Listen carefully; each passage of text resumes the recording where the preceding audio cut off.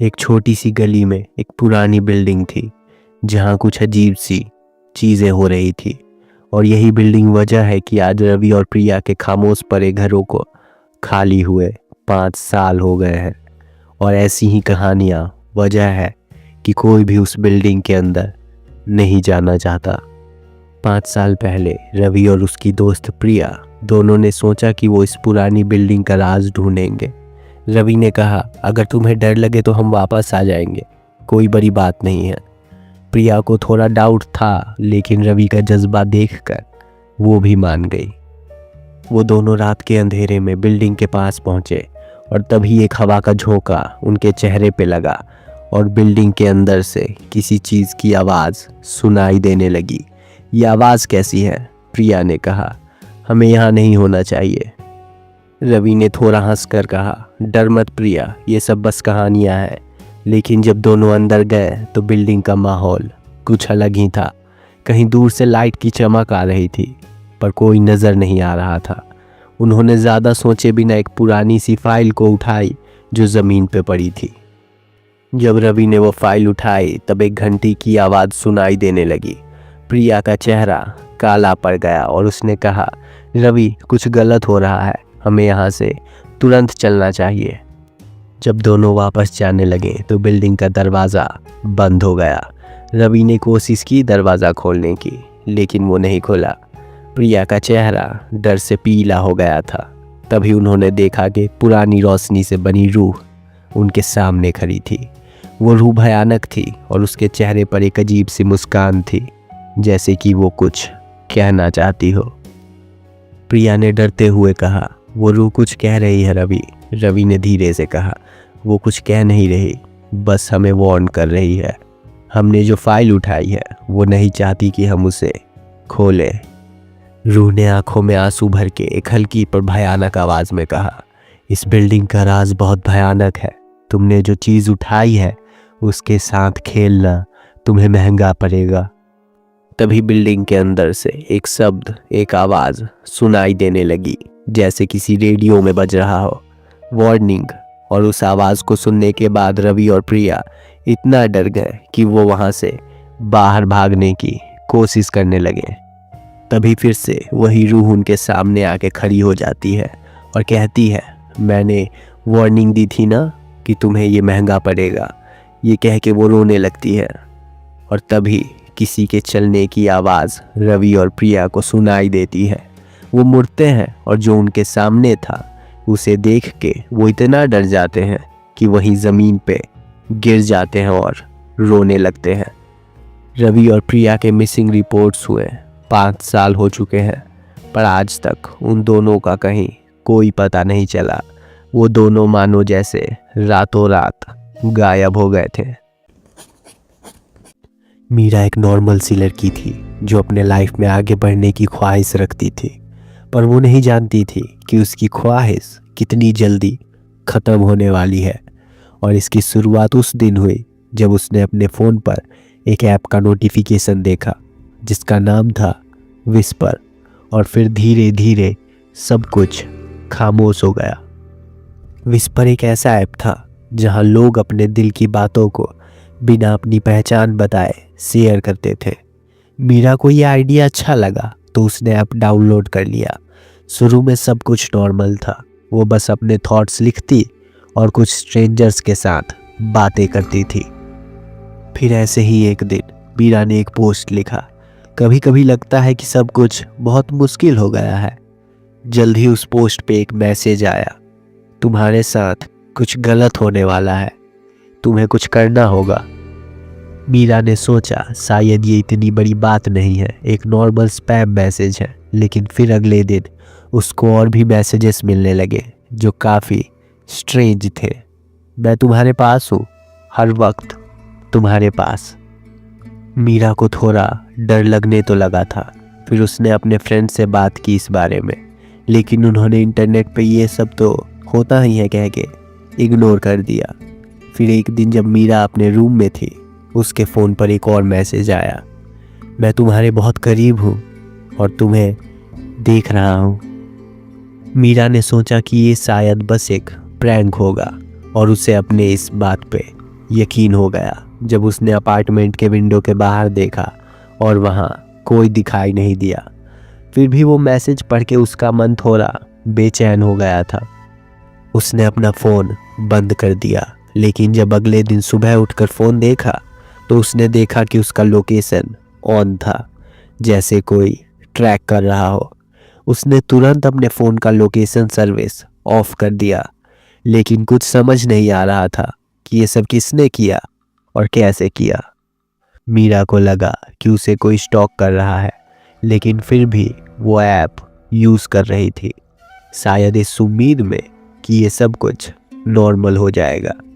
फिर एक दिन जब मीरा अपने कॉलेज के लेक्चर हॉल में थी, उसे एक और मैसेज आया, मैं यही हूँ तुम्हारे पीछे।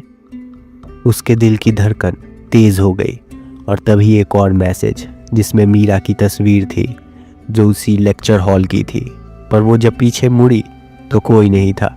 वो डर चुकी थी और इसी डर में अपने पेरेंट्स को फ़ोन करके सब बताती है और उन्होंने पुलिस को भी बुला लिया। पर पुलिस के इन्वेस्टिगेशन में ऐसा कुछ नहीं मिला जिससे ये साबित हो सके कि मीरा को कोई फॉलो कर रहा है।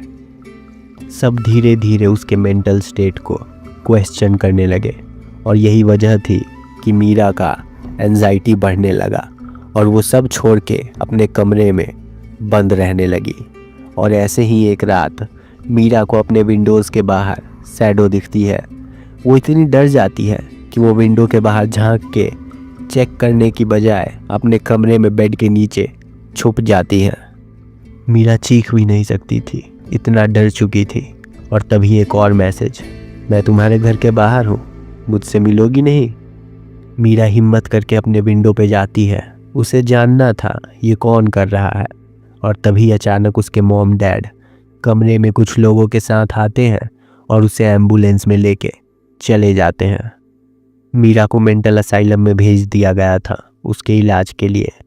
और कुछ ही दिनों बाद एक बहुत दर्दनाक खबर असाइलम से आती है मीरा को लेकर। मीरा का किसी ने असाइलम में मर्डर कर दिया था। अब सवाल ये था कि मीरा का स्टॉकर सच था या सिर्फ उसका एक पागल फितूर। एक छोटे से गांव में जहां रात का अंधेरा बहुत भयानक होता था, उस गांव में लोगों के बीच एक कहानी मशहूर थी, रात की देवी की। जो रात को आती थी उसकी सुंदरता सबको अपने बस में बांध लेती थी, लेकिन जो उसे छूता वो उसी का होके रह जाता था। ये कहानी है अर्जुन की, एक नौजवान लड़का जो बस इस गांव में घूमने के लिए आया था। एक रात जब वो अकेला घर से बाहर निकला, उसने एक खूबसूरत आवाज़ सुनी, अर्जुन क्या तुम यहाँ नहीं आओगे? एक सुंदर औरत उसे दूर से पुकार रही थी, जिसका चेहरा चांद की तरह खूबसूरत था। कौन हो तुम? अर्जुन ने पूछा। उस औरत ने मुस्कुराते हुए कहा, मैं रानी हूँ, रात की देवी, तुम्हारे रात के सपनों की रानी। अर्जुन का दिल तेज धड़कने लगा। क्या? मैं कुछ समझा नहीं, अर्जुन ने पूछा।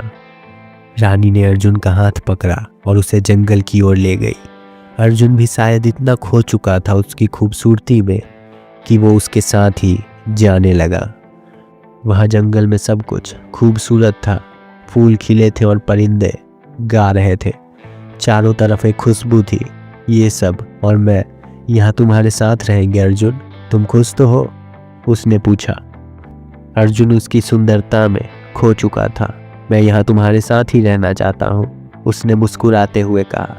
रानी ने उससे फिर एक सवाल किया, तो फिर ठीक है, मुझे वादा करो कि तुम सिर्फ मेरे बन के रहोगे।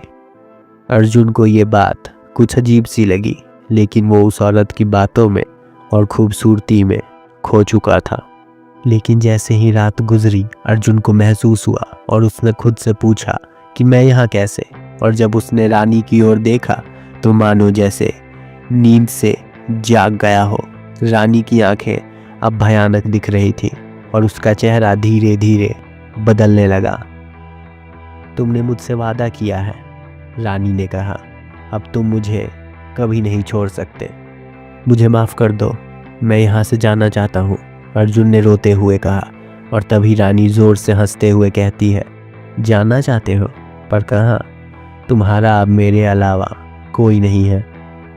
अर्जुन ने वहां से भागने की कोशिश की, तभी अचानक वो अर्जुन के बिल्कुल सामने आके खड़ी हो जाती है और धीरे से उसके कान में कहती है, मैं रात की देवी हूँ, मुझसे कोई मर्द आंखें तक नहीं चुरा पाता, तो तुम्हें कैसे लगा तुम भाग जाओगे?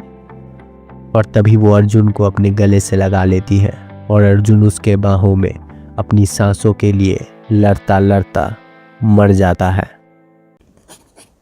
रामपुर एक छोटा सा गांव था जो घने जंगल के बीच में छुपा हुआ था और उस गांव में एक पुरानी अबैंडन्ड मैंसन थी। उसकी टूट चुकी दीवारें ऐसी कहानियां सुनाती थी जो सिर्फ उन्हीं को समझ आती थी जो उन्हें ध्यान से सुनते। कहानी थी कि ये मैंसन पहले एक अमीर ठाकुर परिवार के पास थी और अचानक ही एक रात पूरी फैमिली बिना किसी निशान के गायब हो गई थी। उसके बाद से मैंसन को एक रहस्य और डर के साथ जोड़ा जाने लगा। गांव के लोकल टीनेजर्स अपने दोस्तों को चैलेंज करते थे कि मैंसन में एक रात गुजारे, लेकिन कोई भी कभी पूरी रात नहीं रह पाया। वो कहते थे कि मैंसन में अजीब आवाज़ें सुनाई देती थी, परछाई जैसी फिगर्स नज़र आते थे और एक ठंडी सी और भयानक सी फीलिंग होती है वहाँ, जैसे कोई उन्हें देख रहा हो। एक खूबसूरत बरसात की शाम में कृति, एक क्यूरियस कॉलेज स्टूडेंट जो पैरानॉर्मल चीज़ों में दिलचस्पी रखती थी, वो फैसला करती है उस मैंसन के राज को समझने की। वो अपने साथ एक फ्लैश लाइट और कैमरा लेकर उस पुराने मैंसन के अंदर गई। वो थोड़ा एक्साइटमेंट और थोड़ा डर महसूस कर रही थी। जब कृति मैंसन के कंफ्यूजिंग और पजल्ड कॉरिडोर्स में घूम रही थी, उसने अचानक टेम्परेचर में कमी महसूस की। उसकी सांस की हवा मानो धुंध में बदल गई थी और हवा में एक अजीब सी डर की फीलिंग थी और अजीब सी आवाज़ें सुनाई देने लगी। अपने अंदर की आवाज़ को इग्नोर करते हुए कृति आगे बढ़ती गई। वो पूरी कोशिश में थी कि आज उसे इस मैंसन की हकीकत पता चल ही जाएगी। वो एक बड़े बॉल रूम में पहुंची जहां छत के एक टूटे हुए हिस्से से चांद की रोशनी आ रही थी और वो रोशनी दीवारों पर अजीब सी परछाई बना रही थी। जैसे ही कृति ने अपना कैमरा उठाया और एक फ़ोटो लेने की कोशिश की, एक तेज़ चीख मैंसन के अंदर गूंज उठी। अचानक वो पलटी, उसका दिल तेज तेज धड़क रहा था। वहाँ बॉल रूम के दूसरे कोने पर एक लड़की खड़ी थी जो पुरानी फटी हुई सूट पहने हुए थी। उसकी आंखों में उदासी और खामोशी दिख रही थी। डर से कांपते हुए कृति ने देखा कि वो लड़की उसे बुला रही है। वो लड़की अपना हाथ उसके तरफ बढ़ाती है और अपने तेज धड़कते दिल के साथ कृति एक कदम आगे बढ़ती है। न जाने क्यों, पर कृति की क्यूरियोसिटी उसे उस लड़की को जानने के लिए और क्यूरियस कर रहा था।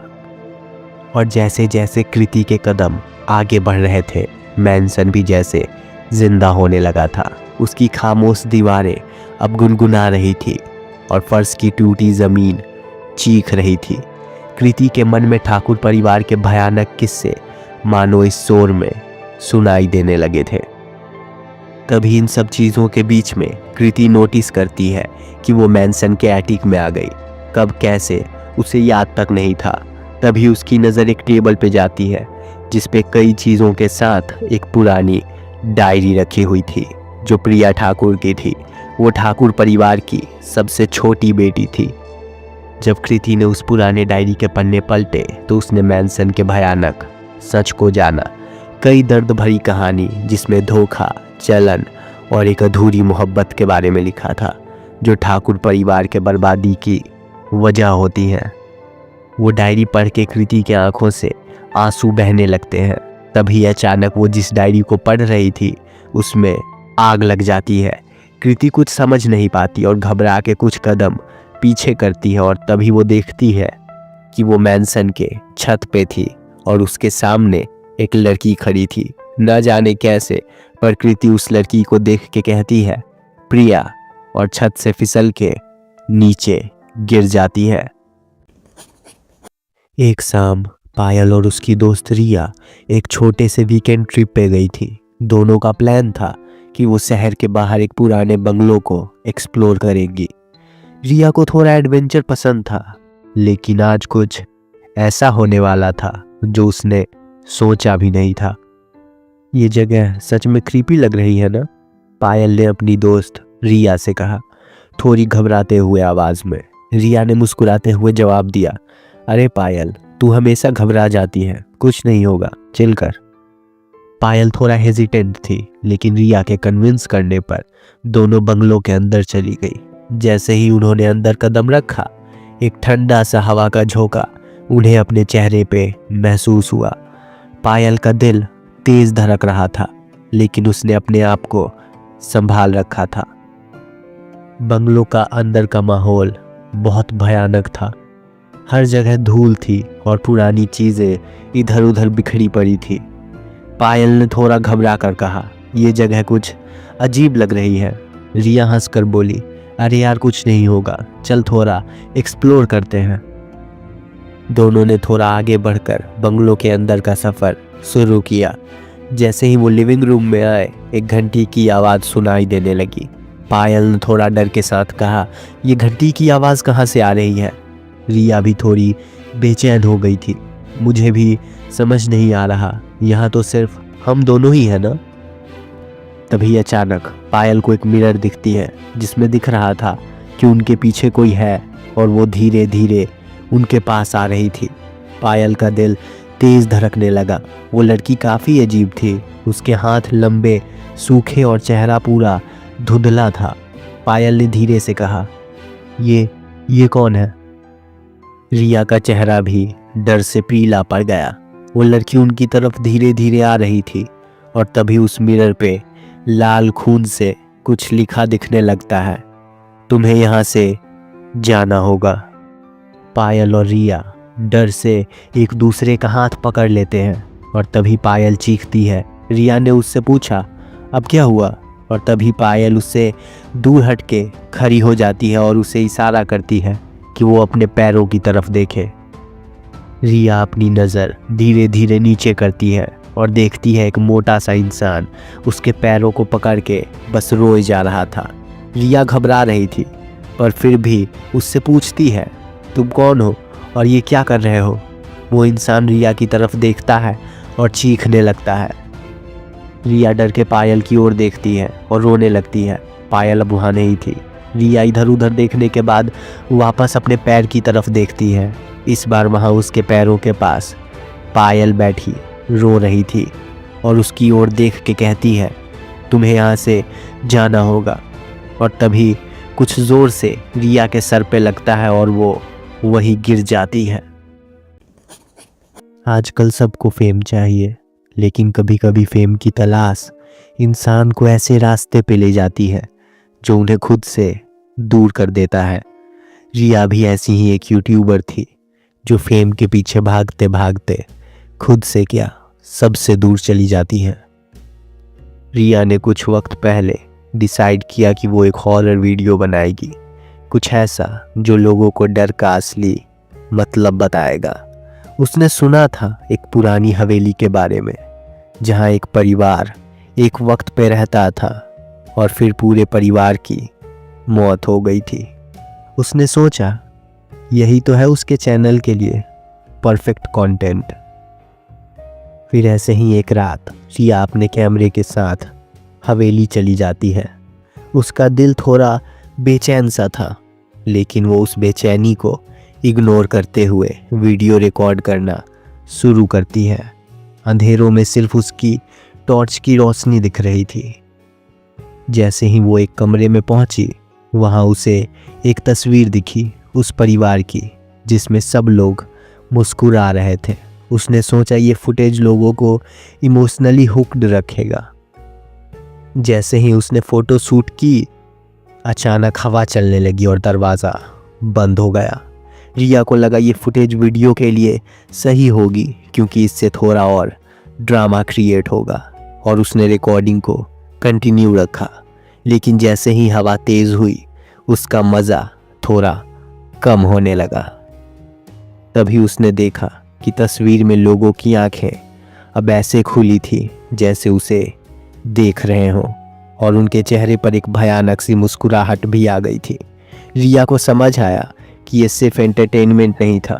उसने घबराहट से चिल्लाने की कोशिश की, पर उसके गले से कोई आवाज़ निकल ही नहीं रही थी। वो समझ गई कि इस हवेली में कुछ तो गलत है। उसने कैमरे को देखा, वो लाइव स्ट्रीम कर रहा था और लोग उसे देख रहे थे। रिया को पता था कि उसका चैनल फेमस हो रहा है और उस लाइव पे 1 मिलियन व्यूज़ ऑलमोस्ट होने वाले हैं। वो इस अटेंशन को एंजॉय कर रही थी, लेकिन धीरे धीरे उसे डर भी लगने लगा था। फिर थोड़े ही देर बाद उसे एक आवाज़ सुनाई देती है। वहाँ कोई और था। रिया का कॉन्फिडेंस अब डर में बदल गया था। उसने कैमरे की तरफ देखा। उसका दिल तेज धड़क रहा था। वो खुद से ये सवाल करने लगी थी कि क्या वो यहाँ से निकल पाएगी। और तभी वो अपने सामने कुछ तो ऐसा देखती है जो इतना भयानक था कि वो कैमरे के आगे माफिया मांगने लगती है। उसकी आंखों से गिरता आंसू धीरे धीरे खून में बदलने लगा था और उसकी सांसें मानो धीरे धीरे बंद होने लगती हैं। कुछ दिन बाद उस वीडियो पे 1 मिलियन से ज़्यादा व्यू था, पर अपने इस फेम को एंजॉय करने के लिए अब रिया नहीं थी। ख्वाहिश थी तो पूरी करने के लिए सब कुछ कर दिया, और जब ख्वाहिश पूरी हुई तो उसे जीने का वक्त भी नहीं मिला।